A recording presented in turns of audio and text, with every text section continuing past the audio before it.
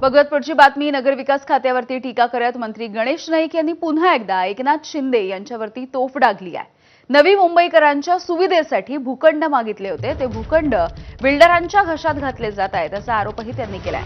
नगरविकास खात्यामध्ये लोकांनी कर्मदरिद्री काम केलं, मी चांगलं काम केलं नाही तर मंत्रीपद चाटायचंय का असा सवालही त्यांनी विचारलाय.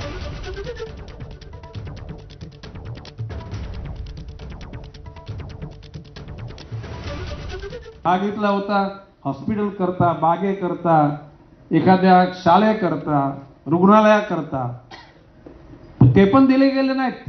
ते भूखंड बिल्डर लोकांच्या घशात यांच्या दलालांनी घातले.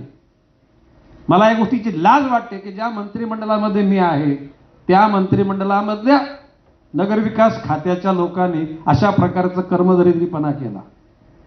आणि म्हणून सुनील पवार साहेब, आता तुम्ही आज लिहून घ्या प्रशासकाच्या अधिकृत माननीय महापौर तशा प्रकारचे निर्देशच देतील की ह्या सगळ्या सिडकोकडून मी माननीय मुख्यमंत्र्यांना सांगणार आहे.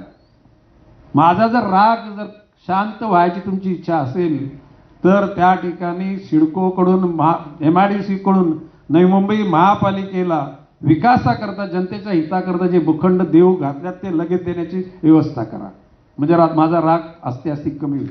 मला हे मंत्रीपद मी निश्चितपणे पक्षाच्या शिस्तीचा, प्रशासन शिस्तीचा मी भोगता आहे, परंतु ज्या गोष्टी करता गणेश नाईक त्या ठिकाणी आमदार झाला, मंत्री झाला, ते जर का त्या ठिकाणी जनतेकरता मी बोलू शकलो नाही आणि ते जर मिळवू शकलो नाही ते मंत्री परत का चाटायचे का? म्हणजे बाबाशे मंत्रीपद पक्षाने दिलं, पक्षाचा आम्ही आभारी आहे, परंतु याचा अर्थ ते पक्ष मुका होऊन त्या ठिकाणी गप्प बसण्याकरता मंत्रीपद मी स्वीकारलेलं नाही.